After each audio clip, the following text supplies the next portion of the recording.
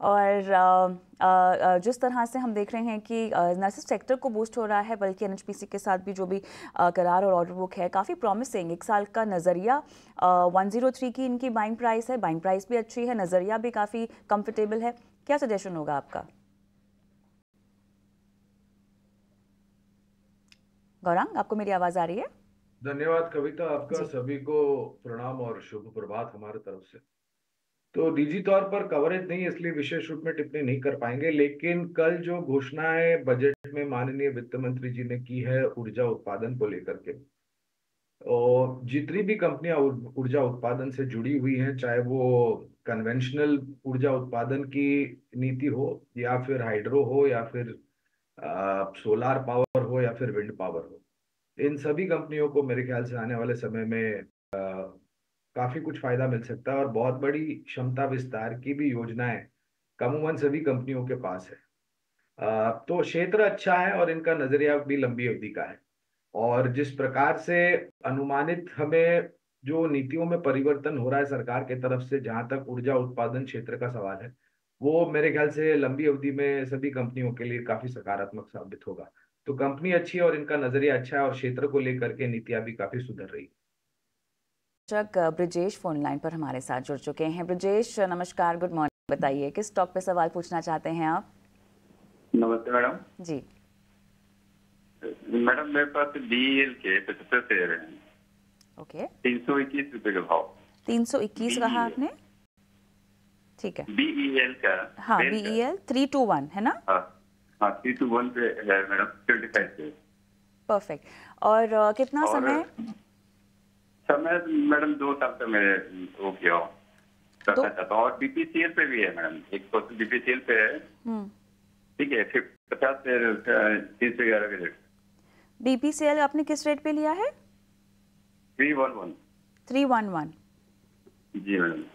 दोनों में ही आपका नजरिया लंबा होगा? हाँ जी जी, जी, लगभग 2 साल का मैं सोच रहा हूँ। लगभग 2 साल का नजरिया। जी। ठीक है। गौरांग, नजरिया लंबा है लेकिन आपके कवरेज में दोनों में से कौन से स्टॉक होंगे जिन पर आप बात कर सकते हैं? दोनों पर ही बात कर सकता हूँ कविता, क्योंकि कवरेज दोनों पर ही है। जी। और कल बजट के पश्चात मेरे ख्याल से जो रक्षा क्षेत्र के लिए बजट में आवंटन किया गया, लोगों को उम्मीद थी कि शायद आवंटन थोड़ा बहुत और ज्यादा होगा, लेकिन जो भी आवंटन हुआ है मेरे ख्याल हमारा ये मानना है कि वो पर्याप्त है। और ये भी बता रहे हैं कि इनका नजरिया दोनों ही कंपनियों में लंबी अवधि के लिए, दोनों ही सरकारी कंपनियां हैं, तो पहले तो निश्चिंत होकर के बने रहें।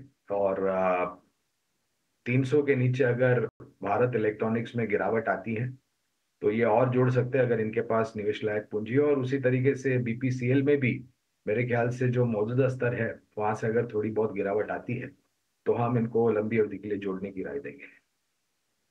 तो मंदसौर से हमारे साथ प्रांजल जुड़े हैं फोन लाइन पर। प्रांजल जी नमस्कार, सवाल पूछिए अपना। नमस्ते मैडम। मैडम मेरे पास में अडानी टोटल गैस है 1250 के रेट के 50 शेयर। जी नमस्ते। और एससीआई लैंड एसेट है मैम 100 शेयर 108 रुपए के मैम। तो इसमें जरा जानना चाह रहा था मैम आगे क्या करूं।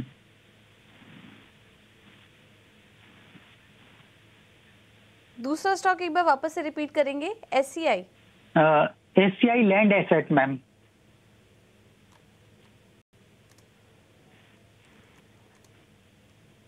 शिपिंग कॉर्पोरेशन ऑफ इंडिया की बात कर रहे हैं आप, राइट? हाँ, शिपिंग कॉर्पोरेशन ऑफ इंडिया का मैम लैंड एसेट करके एक शेयर है जो मैम 198-99 रुपीज करीब चल रहा है मैम। किस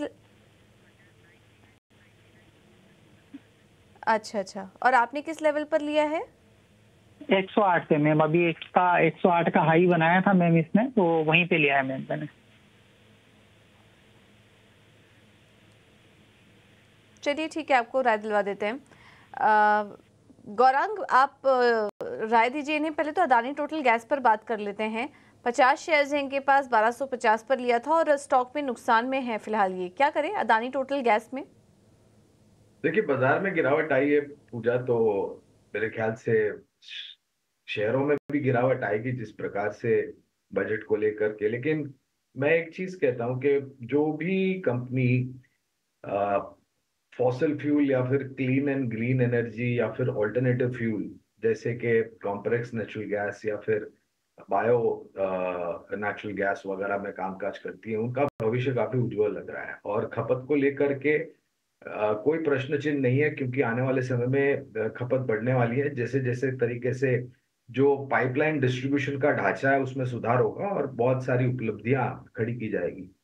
अडानी टोटल गैस पर कवरेज नहीं, इसलिए विशेष रूप में टिप्पणी नहीं करूंगा, लेकिन एक सक्षम और मजबूत कंपनी है और नीतियों के आधार पर कामकाज अच्छा हो सकता है। एससीआई लैंड पर कवरेज नहीं है, इसलिए विशेष रूप में टिप्पणी नहीं कर पाऊंगा।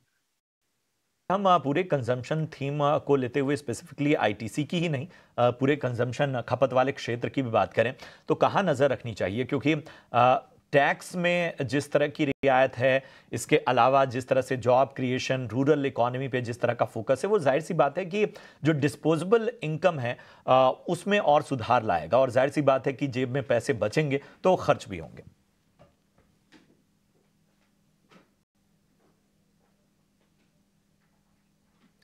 कुरांग सर, अपने आप को जरा अनम्यूट कर लें आप।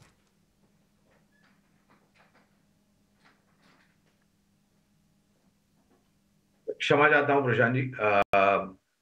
एक चीज हमेशा ध्यान में रखनी चाहिए, और वो है हमारा भारतवर्ष जो देश है वो खपत से चलने वाला देश था, है और आने वाले बहुत ही लंबे समय तक रहेगा। पहली बात। दूसरी बात, 140 करोड़ और गिनती आगे बढ़ती हुई जनसंख्या, बजट में निरंतर परिवर्तन और बदलाव और सामान्य नागरिक का जीवन स्तर ऊपर लाने का प्रयास, जिस तरीके से कुछ झलक हमने कल बजट में माननीय वित्त मंत्री जी श्रीमती निर्मला सीतारामन जी से जो बजट पेश हुआ वहां पर देखी। तीसरा एक कड़ी में ये जोड़ना चाहूंगा कि हमारे यहाँ पर तो काफी भारतीय कंपनी स्थापित है जो अच्छा कामकाज कर रही है, लेकिन इतना बड़ा खपत से चलने वाला देश है तो विदेशी कंपनियां भी बड़ी बड़ी हमारे देश में आ चुकी है, और आने वाले समय में और भी नई कंपनी आ करके अपनी उत्पादन क्षमता या फिर सेवा उपलब्ध कराने के लिए अपनी क्षमता विस्तार योजनाएं भी करेगी और नई क्षमता भी लगाएगी।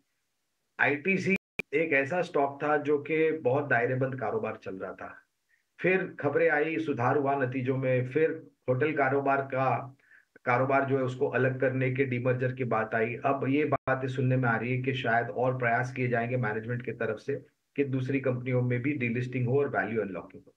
तो निजी तौर पर तो आईटीसी पर खरीदारी की राय तो है ही हमारी बुनियादी तर्क के आधार पर, लेकिन इसके अलावा लंबी अवधि के लिए आप Dabur, Marico, HUL, Godrej consumer, Tata consumer, Nestle, Britannia, ये सभी कंपनियां हमारी खरीदारी की सूची में। और मुझे लग रहा है कि अगर इसी प्रकार से निरंतर सरकार की तरफ से प्रयास हुआ कि खास करके जो बड़ी जनसंख्या कृषि क्षेत्र से जुड़ी हुई है, लगभग 60-70% जो आबादी है वो कृषि क्षेत्र से जुड़ी हुई है, और एक सामान्य नागरिक का स्तर ऊपर लाने के लिए जिससे नागरिक के हाथ में पैसा खर्च करने की और ताकत हो, उसका प्रयास निरंतर हो रहा है।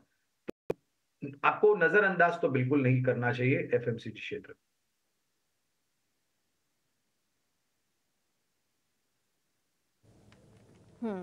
ठीक है। आईटीसी एफएमसीजी स्पेस में अगर आपको एक्सपोजर रखना है तो काफ़ी अच्छा बेहतर विकल्प हो सकता है, और लॉन्ग टर्म के लिए भी दिग्गज निफ्टी काउंटर्स जो हैं उससे आप नज़रअंदाज नहीं कर सकते, तो वहाँ पर आप चाहे तो एंट्री ले सकते हैं। आईटीसी भी एक अच्छा विकल्प हो सकता है इसमें। अब आगे बढ़ते हैं।